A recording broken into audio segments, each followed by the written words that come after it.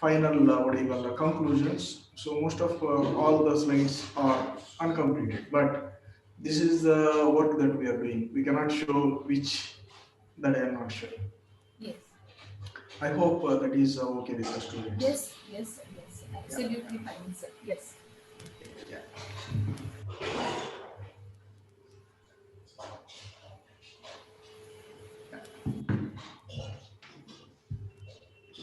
Actually, this corona has taught us how to do these impossible things possible. Yes, sir. That Right, is a very good right. part. Yes, sir. That is a good part. See, otherwise, no, so much money is involved, so much logistics. No? So now we don't have to spend a single penny. We can do everything. I mean, for me also, no, it is Yes, sir. not easy to take the leave, coming there, Yes. delivering the things. I mean, that is a different experience. Anyway, we like people as a human being, as a social animals. We like that also. Yes, sir. But this is another, you can say, boon of COVID to the world, that the Yes. people across the world can interact with just through this Yeah. Zoom platform or the interactive platforms. Yeah. And yeah, it has made very easy to reach to the person in another world of corner of the another world. Yeah. That is a good part here.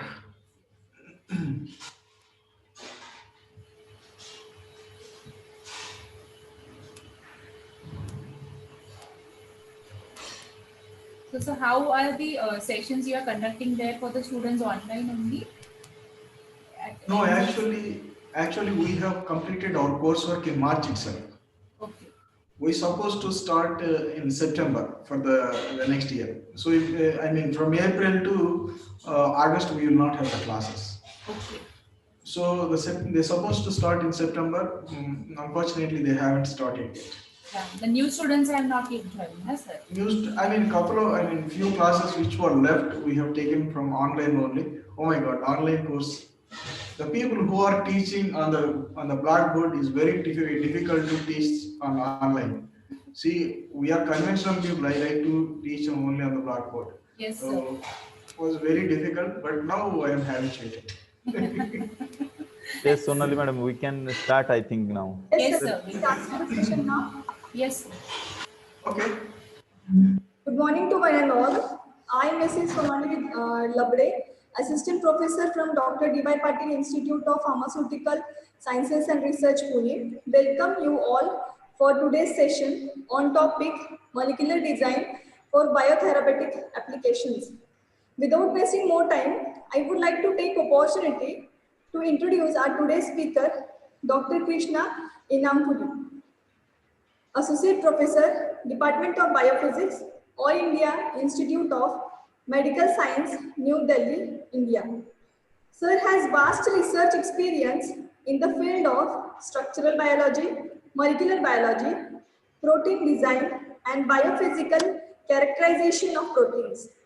Sir is presently working as Associate Professor at Department of Biophysics, AIMS, New Delhi. He has 11 years of academic experience. Sir has in his credit various awards, naming few: Anderson Postdoctoral Fellowship, Yale University, New Haven, USA, Global Infectious Disease Postdoctoral Fellowship, SBRI, and University of Washington, USA in 2008. Sir has received Dr. Shyam Prasad Mukherjee Award exam, which is top 20 in CSIR examinations in India. Sir has received several research grants from different agencies like DST, ICMR, DBT, DHR. He has in his credit around 15 publications at national and international journals. Now, I would like to request sir to start with this today's session. Krishna sir, please. Thank you for nice introduction, Dr. Sonali. And first, I should say thank to the principal and Dr. Vaishali. She has been constantly in touch with me to arrange all the logistics. Thank you very much. And I thank all your college and students that you guys provided me to speak a little work that whatever I have done in this last 4-5 years. Uh, so you can see this first one. Maybe this is Saras. He is working on computational modeling to design the molecules what he wants to do. Okay. First, I will start with the two really organized development of the inhibitors. One is imagining, it's called the cleave. You people might have heard this one that it is being used for the CML, and the another molecule is lopinavir, which is a HIV protease inhibitor. These two molecules, I mean, are the blockbuster things that it was.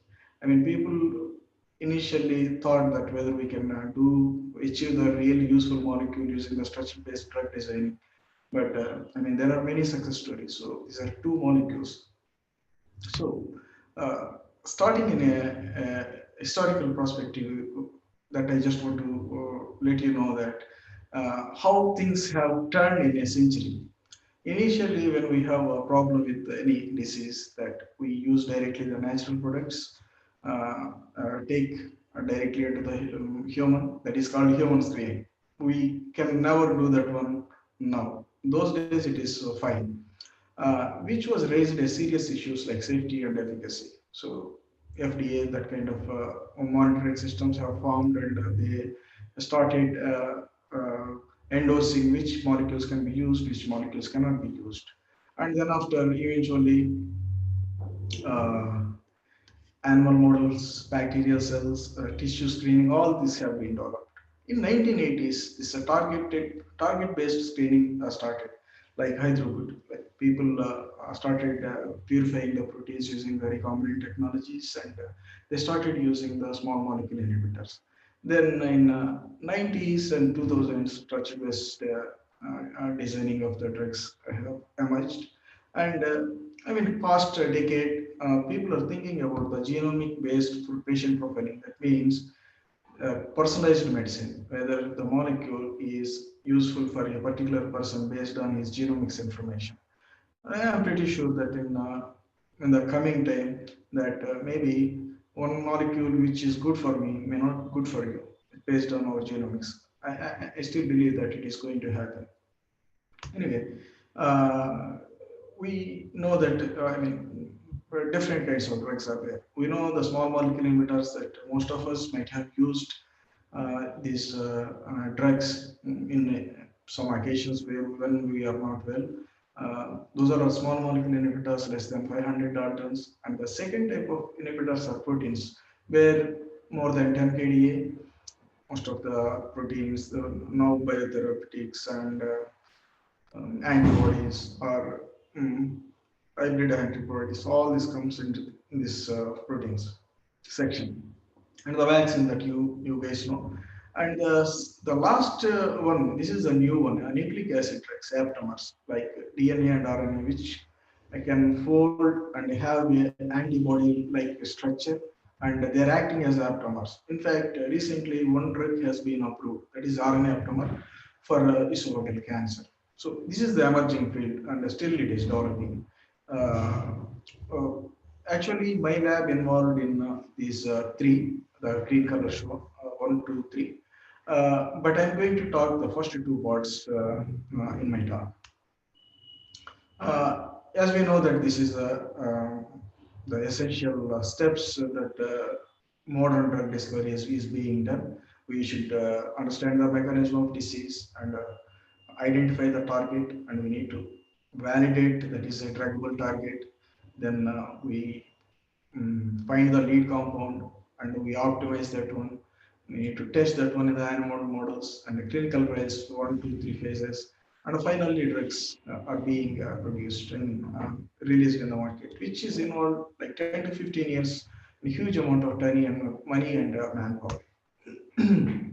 So the drug targets can be anything like enzymes, receptors, ion channels, or DNA transporters. I mean, whatever the drugs that they're existing in the market must be targeting one of this class of targets. So the goals of ideal drug should be, I mean, when you are trying it, when you are doing it at the molecular level, it is better to have around 10 nanomolar or less than that, even picomolar circuit. And at the cellular level, it should be 100 nanomolar. And they should have the half-life in the blood should be less than at least greater than 3 hours, and the oral uptake should be 50%. And they have to pass all this so-called Lipinski rule of 5, that molecular weight, hydrogen bonding, acceptors, donors in the log P, and rotatable bonds. The rotatable bonds not more than 5. See, if you are having more rotatable bonds, it will have the more conformations, and they can be off targeted, which our objective is not that one. So now we know what kind of targets can be, and what kind of drugs can be, what are the ideal things. Whatever the ideal drugs features we have learned, and what is the ideal drug target, whether it is an infectious agent or the host imbalance. Infectious agent means like any foreign body bacteria or viral, and host imbalance within our body or any animal body. So we should know if it is the infectious agent, we should know the target is an essential one to survive that infectious agent in our body, and uniqueness, and it should be absence in the host, and it should be a druggable one. That means the drugs should reach the target. That means they should pass through the bacterial cell wall, and several things are there. So I just want to give you a small example what we are doing in our lab, that is a peptide tRNA hydrolase. What it is, we all know that protein synthesis. And during the protein synthesis, the protein is being produced at the ribosome using the mRNA and the tRNA machinery and translational machinery. So during this translation, at least 10% of the ribosomes get stalled and release this peptide tRNAs due to several reasons. I mean, we don't have much time to discuss all those reasons, but 10% of this one all the time is being delivered into the cell, which is very toxic to the cell. Cells will die. So something should rescue this toxicity. So there is a peptide tRNA hydrolase, which Mycobacterium tuberculosis. In that case, all bacteria will produce this one, which can you can see this is the peptide tRNA at a molecular level. You can see this one. This is the peptide, the tRNA, and this is the peptide. So basically, this peptide tRNA will hydrolyze the bond here and release the peptide in the tRNA. This tRNA will be recycled for the translation again, and these peptides are recycled by the proteases. Okay, so for example, if we can block this function in the Mycobacterium tuberculosis by small molecules, it is a promising drug. And in the emergence of the multi-drug resistance, we really need to identify the new drug targets from the Mycobacterium tuberculosis. Also, we need to design a good inhibitor molecule against that one. So based on that idea, we have started this one. And this protein was not much explored for the drug design. So we have taken this one and preparing the target. We need to prepare the target. We have cloned the Mycobacterium, the peptide tRNA gene, and we have expressed that one, and finally we have purified. So that means what? We are ready with the target. Okay, good. The target has come. This is the cartoon of MTBPDH. Okay. Now you need to explain. Sorry. Now you need to know what is a molecule, the starting molecule to design an inhibitor molecule against the PTH. Always remember that the starting product would be which is similar to the substrate. Okay, so we have taken a substrate analog. This is a tRNA nucleotide analog, and this R1 is the peptide. Okay, we have taken this small molecule.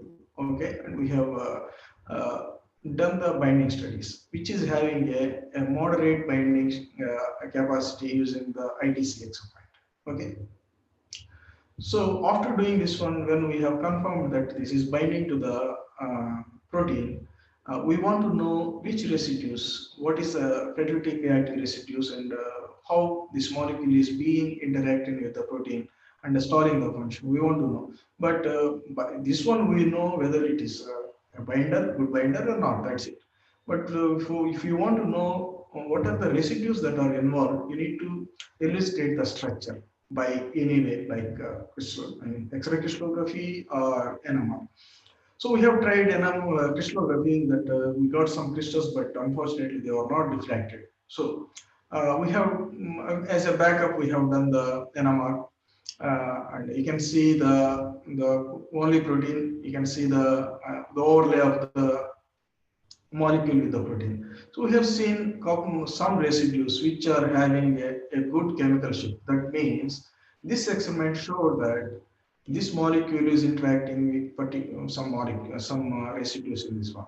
So fortunately, we have the crystal structure of the PTH, the protein, and we have from the previous experiments these residues, whatever these residues we have defined them as a active site, and we have docked the molecule. This computational modeling will give you how the molecule is binding or how you can improve the molecule.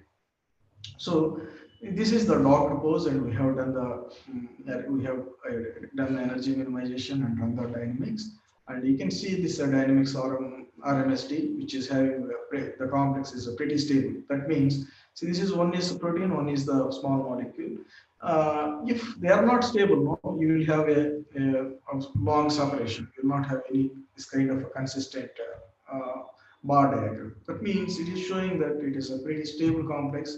Then we have analyzed what kind of interactions were really participating to bind this molecule. So these are the different amino acids, active residues in the PTH, which is having a different kind of interactions. See, we know that all these molecules are being interacting with non-covalent interactions like hydrogen bonding, hydrophobic, sometimes salt bridges, and through water bridges. So we have identified few important residues where we can take them into consideration when we are designing the small molecule. So this work is recently published. In conventional way, what people used to do is, if you don't have all the information, they take the protein and they develop the assay, and they screen thousands of molecules using the robotics, which is very expensive process, and this kind of facility are very few throughout the world. So instead of doing that one, we can do the same thing using the computers. Okay, so we have screened, we have defined that one as a catalytic site, and we have screened lakhs of compounds against this peptide tRNA hydrolase, and we have identified almost 10 to 15 good molecules which are having a very good interactions with the PTH. So this is one of them, and this is one of them. This work is still going on, and it is in the progress. One of my PhD student is working. So we have identified, and now we need to do the binding studies, and we have to do the cell-based assays whether these molecules are really potent at the cellular level or not. So this work is in progress. And this is another causative agent. You know that we all know that coronavirus, we are going through a very tough time through this pandemic, and when this has come, we also wanted to start doing something. One of my PhD students came and said we also need to work on that on something. Then we have chosen this Papain-like protease, that is a PL protease simply, which will proteolysis the NSP1, NSP2, NSP3, which are non-structural proteins, are very essential for the bacterial survival. If it doesn't cleave this NSP1, 2, 3, something like that, I mean the virus cannot survive. So which is a very good drug target. So fortunately, the structure has been solved, and the crystal structure is available. One thing that I want to tell you, that even if the crystal structure was not solved, we can still build the model. I'm sure Many of you might be aware of this one. And I like the questions. If you have any questions at the end of my talk, you can ask me any questions, how we are going to do this one. So the good part is we have the crystal structure, and we have taken the FDA approved drugs. That means these molecules are drugs and are being used for the several diseases. So we are trying any of these molecule can fit in this binding cavity, and we have screened using the computational screening, and we have identified a dozen compounds which are very having very good interactions, and four of them are antiviral. So we have done. I mean, then after the working, we have calculated. We have done the simulations, molecular simulations, and they're looking pretty good. And these molecules are being synthesized, and we have cloned this PL protease, and we have the purification process is in the optimization stage. But successfully we were able to purify the protein, and we are procuring the molecules also, and maybe soon we are going to see what molecules are against. I mean, they are efficient against this PLpro, which can be. I mean, if any of them turn good, we can suggest them. We can tell them that that can be used. That is not that much easy that I am telling, but we are. We don't know whether we are going to reach the goal or not, but we are running towards the goal. So this is the story about the coronavirus, what that is being carried out from past 6 months in my lab. And the second type of small molecule inhibitors is the host imbalance. So far the last two examples that I have given you is the causative agent. One is bacteria and one is the virus particle.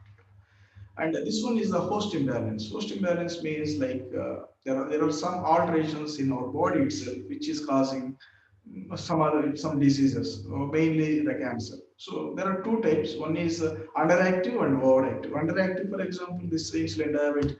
You stimulate the insulin, or you give the insulin to what you call stable the function, or you need to inhibit the overactive protein in case of the cancers, many cancers.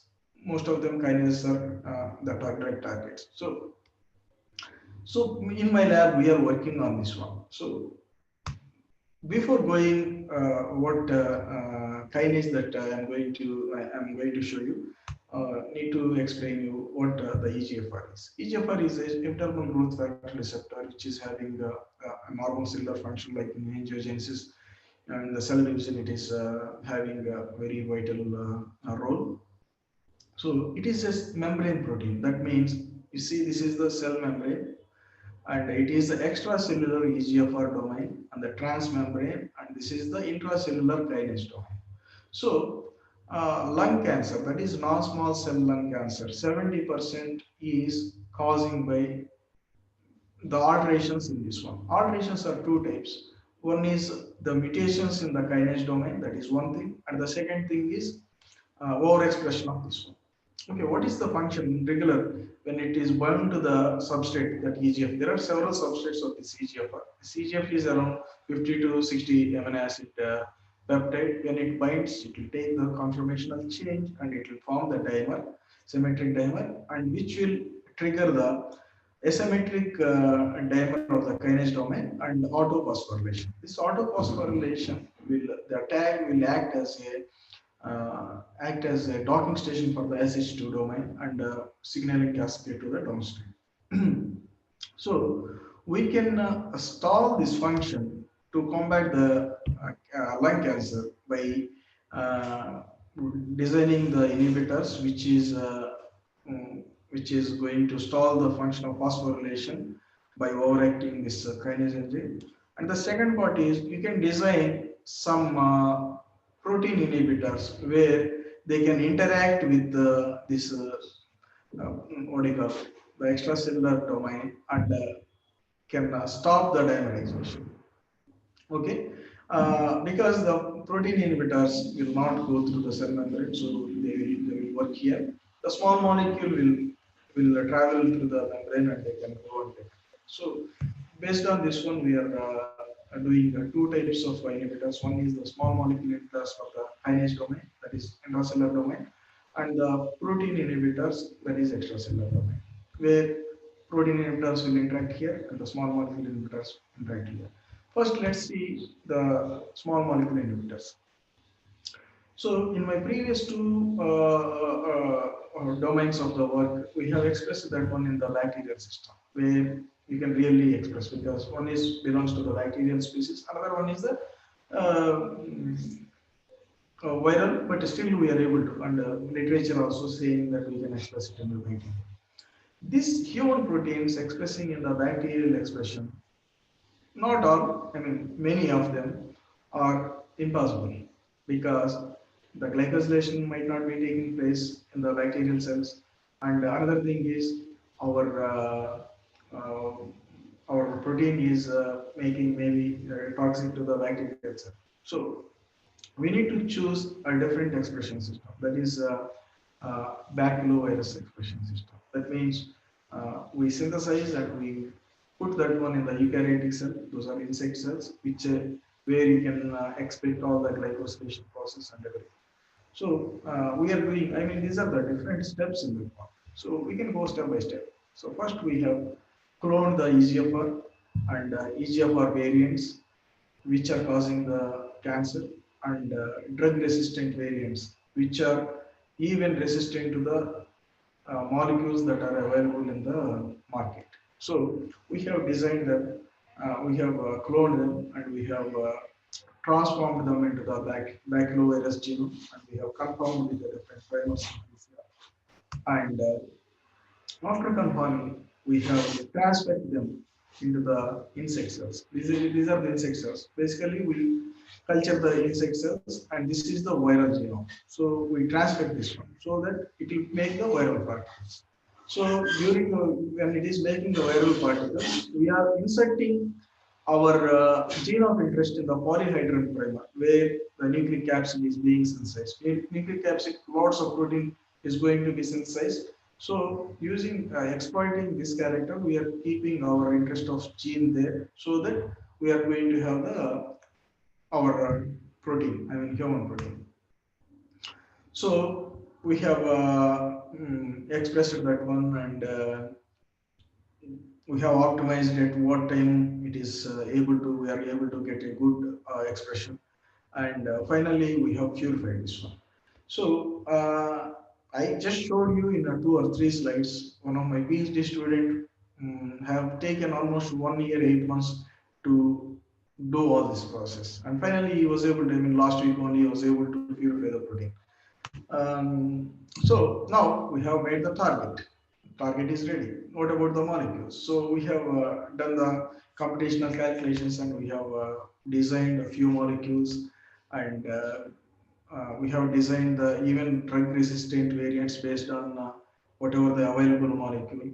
And due to confidential issues, I am not able to show whatever the molecules we already synthesized. I mean, in my lab, we don't do the chemical synthesis. We are getting it from the IIT Delhi, and some molecules being synthesized by a company. So the molecules are ready, and protein is also ready. Maybe very soon we are going to do the assays, and eventually we are planning to put them in the test them in the animal models. Hopefully, Saras said he is having some experience, and my other student also having some experience on animal models. We are planning to see all these molecules on the mice. If they work well in the protein level, that is at molecular level, as well as the cell level, we are going to do the cell-based assay also. So this is also uncompleted story, but so far we have done the work until this point. The third part of my talk is the proteins, the protein drugs.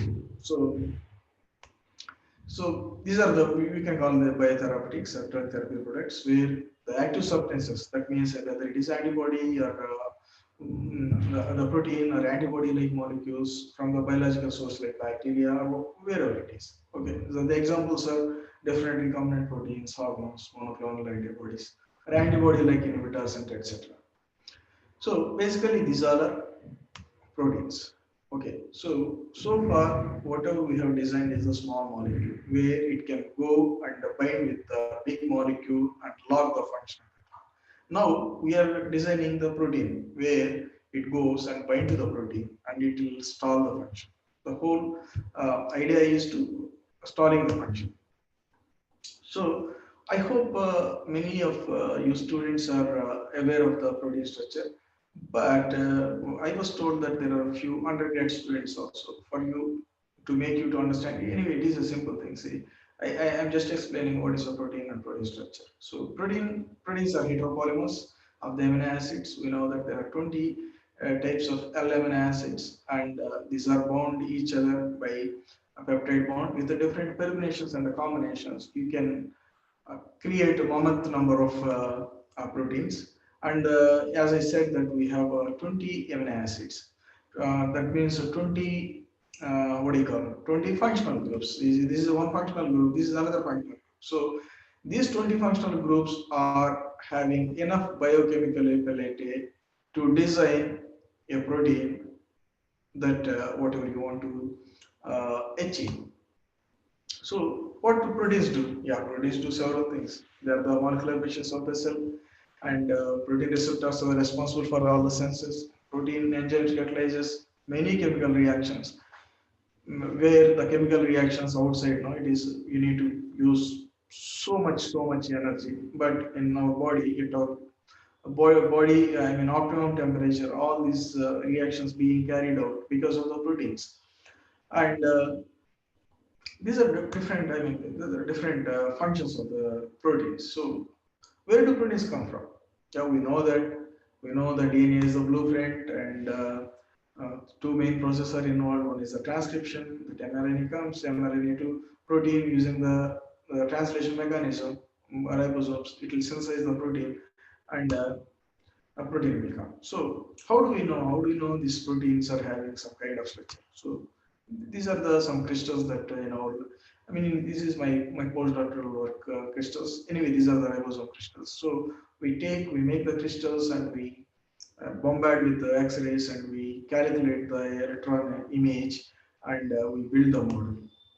How do they look like? They look like, you know, that they have you can see that they are like very zigzag protein, but still they're having a proper orderly structure like helices and the sheets, several order structures. Though it looks like very what do you call undisciplined molecule, but if you go inside, there is lots of discipline in the protein, and most of the core is built up with the hydrophobic amino acids, and the surface is being made with the polar residues.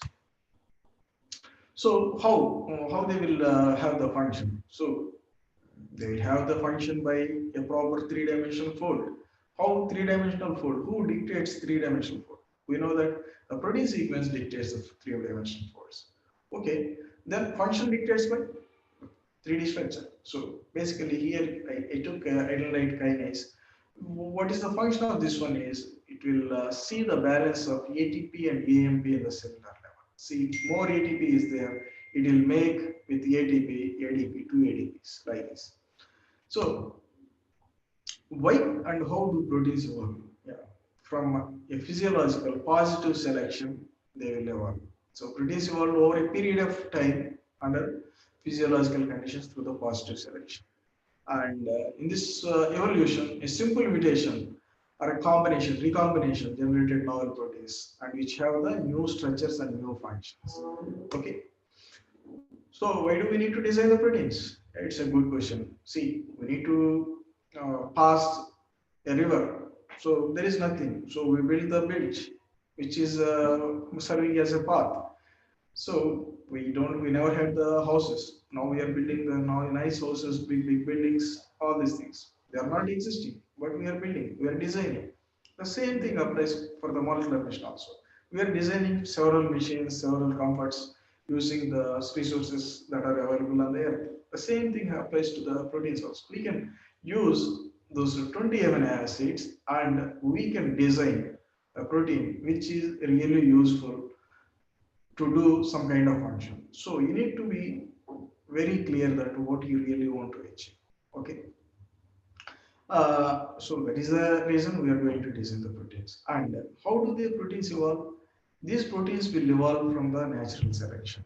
The nature will dictate. I mean, if you give a lot of temperature, for example, I am here, lots of temperature is there. I'm cold. Lots of temperature has come now. Then I will ask my body, so please tolerate this heat. So it will take some few modifications which will be make you robust to survive at a hot temperature. I mean, a simple example, maybe not a good example, but to make you to understand, I'm telling you this one. So they will take through the nature, it will take very long time. If you want to, for example, you take a enzyme which is alcohol dehydrogenase, okay, that is propanol dehydrogenase. You want to make that one as a ethanol dehydrogenase, which where you can make lots of biofuels and all.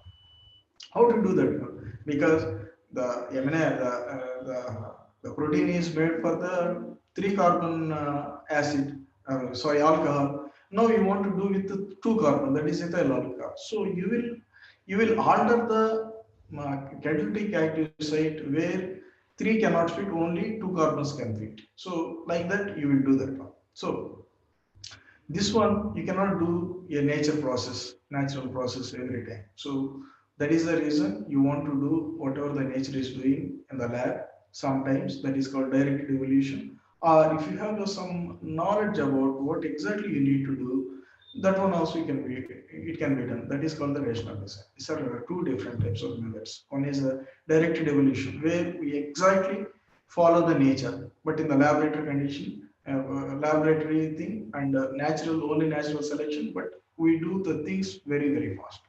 That is one way. And the rational design, we use the computers, all our knowledge about the protein we use, and we design the proteins. So this is the second type, the directed evolution. So I just took this slide from the Frances Arnold. You might have heard about her last year. She got Nobel Prize to establish this kind of a technique, and she has done number of molecules. She has synthesized number of proteins which is not existing in the nature, but they are able to do several functions. Most of her lab is working on biofuels. Okay, so basically what they do is they will do the PCR. In the PCR reaction, they tweak the PCR reaction by changing the concentration of the manganese, magnesium, and the fidelity of the PCR polymerase. You will introduce randomly the mutations. After introducing the mutations, you will do the screen.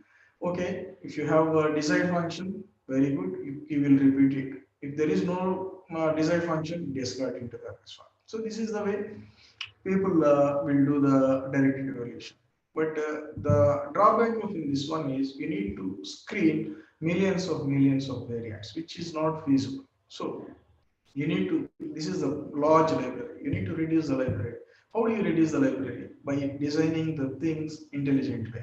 So do we know we are enough intelligent to know how to design? No. So we are taking the help from the computers. Okay, we are designing the uh, good algorithms. We are telling the computer, I want this one, I want this one. Can you design this one? See, this is the energy function. All these things we are dictating to the computer. And we are writing the programs, algorithms, so that it is giving the output, and we are taking that output and we are testing whether it is true or not. So how it is being done, we are just going to see in the following slides. Okay, these are different rational design methods: sequence-based, structure-based, computational protein and design. So whatever we are going to, in the end of the day, we are mix all of them and we design the things. So the advantages of the computational protein design is you don't have to screen millions of variants. For example, using the directed evolution, you need a million number of variants. Using the computational protein design, you hardly synthesize maybe 50 to 100 proteins, and you can achieve the your objective. So that is the advantage in the computational protein design. So how it is being done, what exactly the computational protein design is? Most of the people that you might be aware of what is happening. Even if you are not aware, you can see here. See, this is the sequence. Okay, this is the protein sequence which can fold in this way. Okay, this is called the protein folding. And predicting this sequence to the structure is called structure prediction. There are many softwares that are available in the internet, and now even ab initio calculations also came. Ab initio protein design also is, I mean, protein prediction also is there. That if you give the sequence, it can predict, okay, it might have this kind of fold. So you don't have to do the X-ray crystallography or NMR or cryo-EM for every molecule. Many molecules you really don't need. If you know the sequence based on the information that is available on the protein data bank, you can build the model and you can check how the protein is being and protein is looked, and you can check what kind of residues are involved to change some reactant to product. So this is called the structure prediction. What is protein design? Since we are interested in the protein design, we need to know what is protein design. You know that you know what kind of structure you need. See, for example, I have one protein. I need another protein which can hold this one. Okay, I know the structure, but I don't know what kind of sequence need to be keep here. So that is called the protein design. So you need to know the sequence. Okay, what kind of sequence can fold in this way, which is more difficult, but people still they are doing. Uh, this is a simple example of what successful protein design. Any sequence which folds to the correct target structure, okay, can be a successful protein design. See, this is one of the primitive design. It was done by Stephen Meyer from Caltech that they want to synthesize a alpha bundle, and they have designed the leucine and isoleucines, and they make a zipper which is having a two alpha helices, and they can be a stable at any condition. So how do we know? How do we know that these are the things that can form the helix? We really don't know. We don't know which sequence is going to be the alpha helices. When we don't know what we need to do, we should learn from the nature. We are going to borrow the things from the nature. So whatever is having this kind of structure, we just take that sequence from the PDB data bank, and I put here and I put here. These are two different alpha helices. You want to make them together. What you want to, so that you need to engineer the surface of this area to have this one. So how do you engineer the surface? You need to use the simple chemistry, hydrophobic, hydrophilic, whatever it is. Okay, we are having 20 amino acids. Now using 20 amino acids with different functional groups, you can use the salt bridge, you can use the hydrophobic interactions. By using this one, you can design the protein. Okay. So to design the protein, and you need to have a good computational algorithm. The recipe is important. Okay, the recipe should have all the van der Waals interactions, hydrogen bonding, electrostatic solvation, protomers, blah blah blah. You need to keep everything and you need to design. Okay. Uh, so these are the different and the main steps that you should consider when you are doing the computational protein design. That you need to choose the proper backbone. Okay, you really don't know. This is the protein. Okay, you will take like this and you will redesign which can fold like this. Okay, so the backbone taking this one is important. Designing is a computer will do, and you will validate it. So rotamer libraries. Rotamer means you know that in chemistry that if you have a single bond, you will have a rotation. Okay, based on the symmetry of the molecule. For example, carbon sp3 will have the tetrahedral. If it is in a single bond, okay, it will have the three rotamers. You might have learned in your +2 classes, and the force fields that you are using for the computational program, and the algorithms and the negative design. Negative design is kind of what should I tell? Negative design that I don't want this one. That means, for example, I am telling you some example. I am in Delhi and you are in Pune, so I need to come towards to the south direction. I should tell my computer program that never allow him to go to north. Okay, if I go to north, I go to Chandigarh or Kashmir. Okay, I will tell the program that you can never allow him into the north. Okay, only allow him in the south. So this is the negative design. So the negative design is don't allow him in the south and north.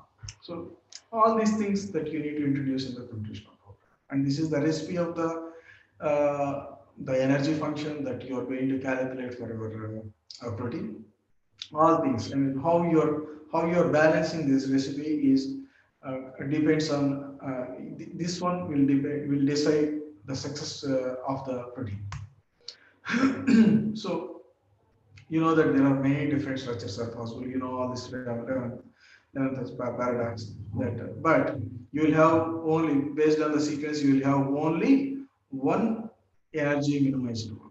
Okay, so you see the energy. This is the potential energy in the funnel.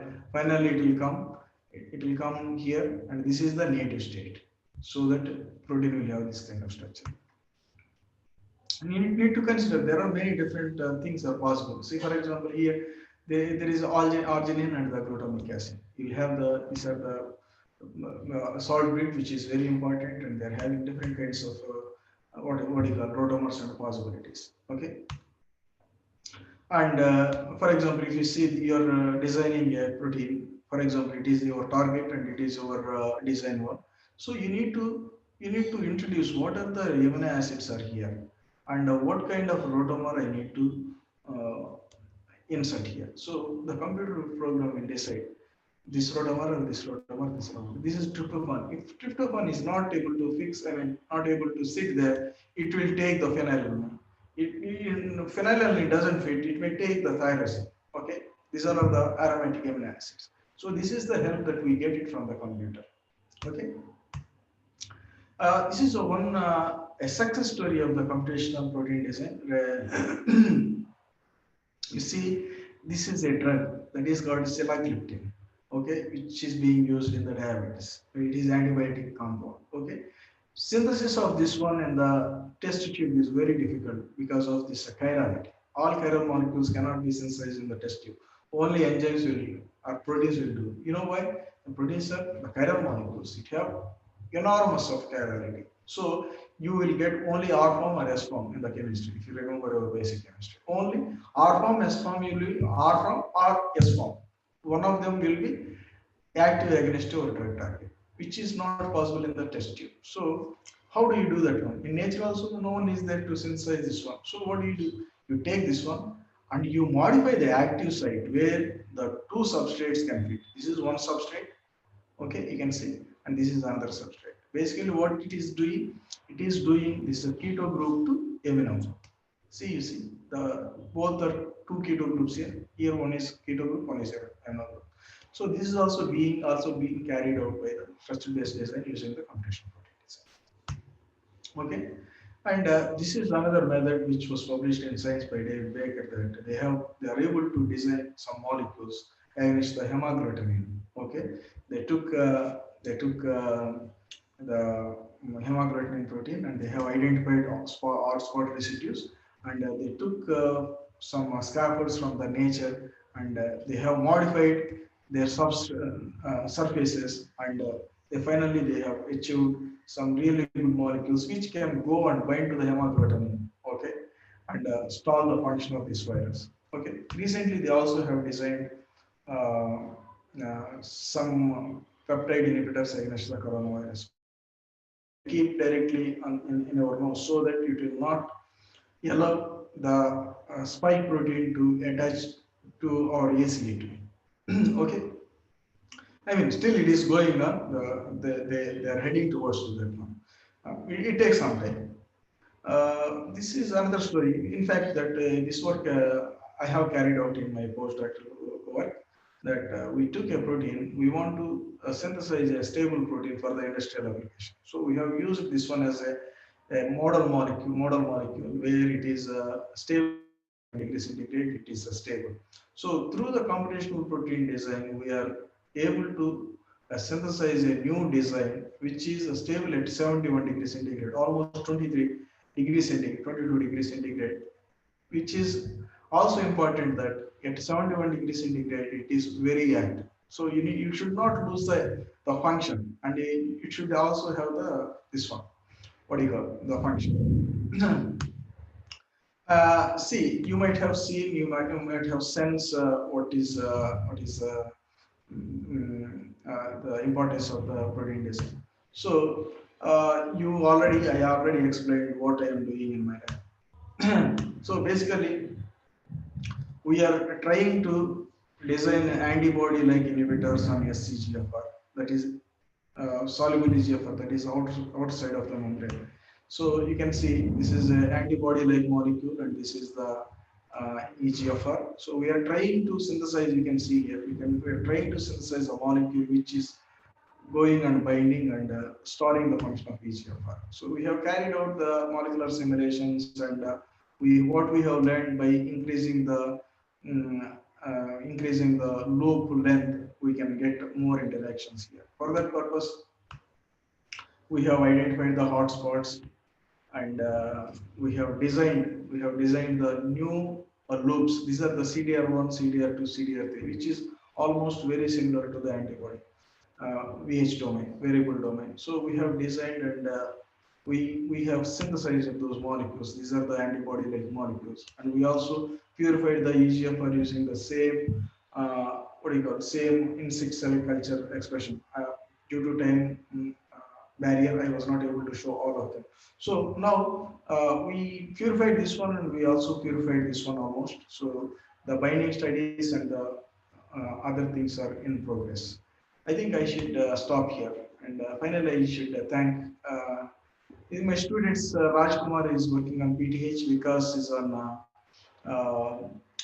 EGFR kinases, Tushar is on antibody-like inhibitors, and Deepa is working on atomers, and he is a new student. He's yet to decide the work. These are the project trainees, scientists, is Albany. These are my collaborators, and the funding DST, ICMR, DBT, DHR, and NCTRL. I thank you for kindly listening my talk. It took almost 10 minutes extra than what I was supposed to take. But anyway, thank you very much. I'll be happy to answer if you have any questions.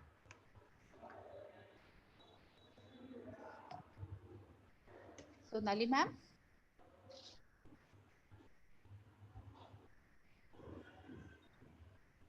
Yes, sir. Thank you, sir. Thank you. It was a really wonderful session.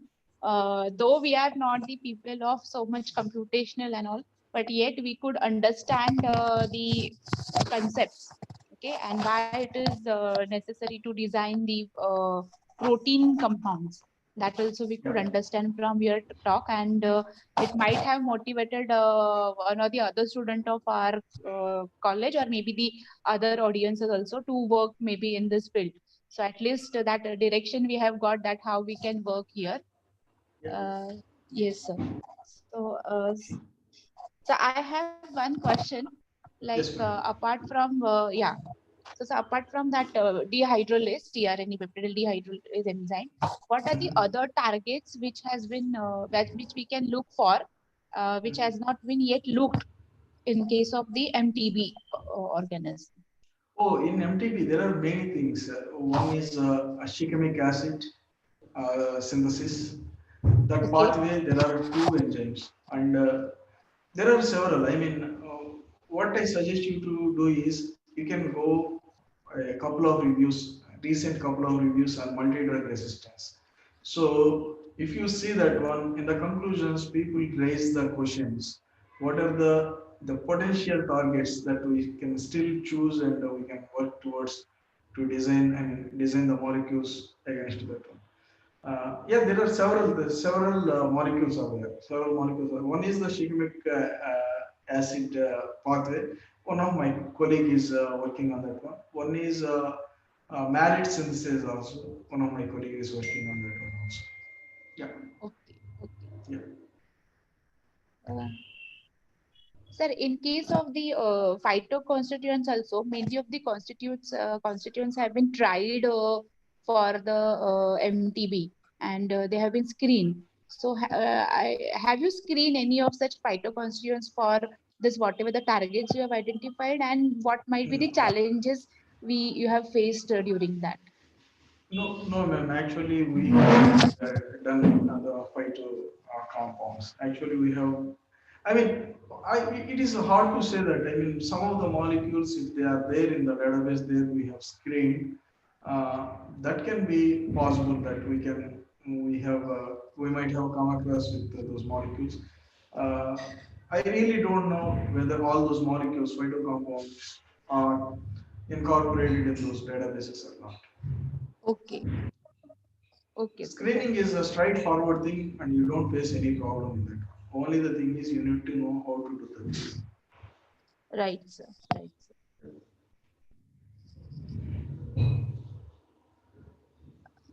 Audience, you can ask the questions.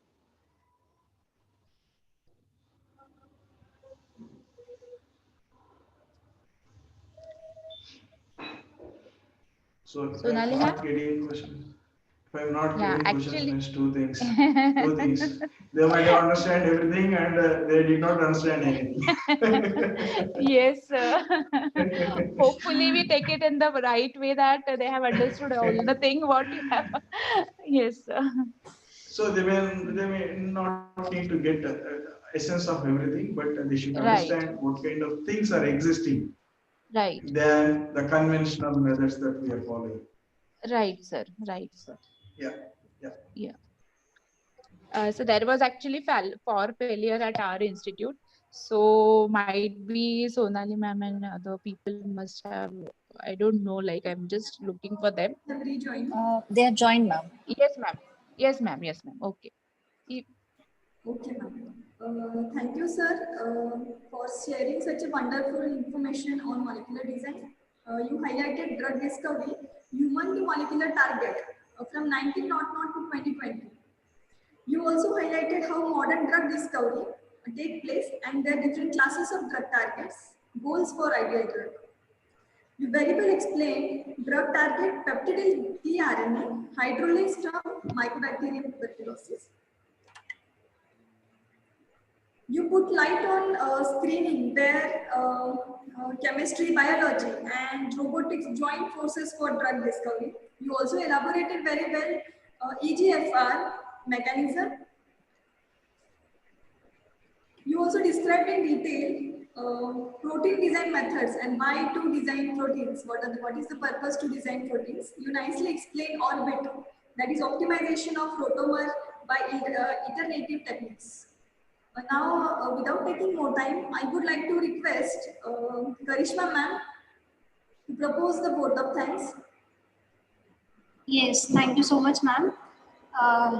I would like to propose vote of thanks and thanks the management and principal of Dr. D.Y. Patil, Institute of Pharmaceutical Sciences and Research, Pimpri, Pune, for giving us opportunity to arrange such a wonderful session and informative session. Also, I would like to thank Dr. Vaishali Undale, Head of Department of Pharmacology, and I would also like to thank the speaker of the session, Dr. Krishna Inampuri, for devoting his valuable time and enlightening all of us on such an informative session. Last but not the least, I would like to thank all the participants for listening the session patiently. Thank you so much, sir, once again. Thank you. Thank you. Now I request everyone to please put on your videos so that we have a group photo. Yes, Dr. Krishna, really, the Karishma ma'am has given you the official vote of thanks. But personally and also on behalf of our institute, I'm really thankful for your sparing your valuable time. And sir, we look for the collaboration for the students interaction interchange also with you. So in future also, now Suras is already working with you. But in future also, I will be happy to share one of our student to with you, maybe from the pharmaceutical chemistry or from the pharmacology, so that some better work we can do with together, sir. Oh, madam, I can request something in that case. For example, if you Yes, sir. people can try on animal models. Yes, sir. I mean, so the people who are having experience with animal models will be really useful for us. So, Yes, sir. Yes, so sir. that we can share the knowledge and the technology transfer is possible. Yes, sir. Sure, sure, sir. Sure, Yeah. sir. Yes. Sure, ma'am. Yeah, thank you. One Thank you, instruction to all audience, feedback link is posted in chat box. All of you have to fill the feedback link so as to receive certificates.